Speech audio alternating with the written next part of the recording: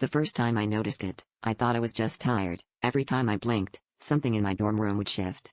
My laptop nudged a little closer to the edge of the desk. The mug that held my pens turned a fraction, handle now facing the wall.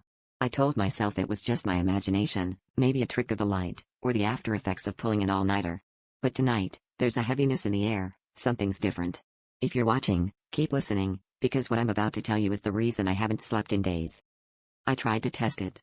I stared at the wall, counted to 10, and blinked as hard as I could.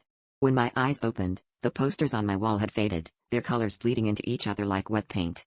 The dorm's overhead light flickered, and the shadows in the corner stretched longer than they should. I laughed it off, but every blink brought new changes: a book on a shelf upside down, my chair now facing the window, the air growing colder. It was when I started hearing breathing behind me that the panic set in. At first, it was faint, like someone exhaling against glass.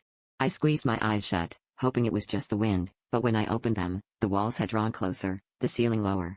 I turned to look, but there was nothing, just the sound of someone, or something, inhaling deeply, as if savoring my fear. My phone was gone from my desk, replaced by a cracked mirror reflecting a room that no longer looked like mine. The walls pressed in, creaking, until I could barely move. I blinked, desperate, and the breathing grew louder, almost right in my ear.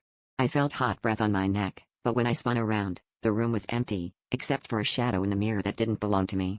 Now, every time I blink, I can feel it getting closer, waiting for the moment my eyes close just long enough for it to step through and take my place.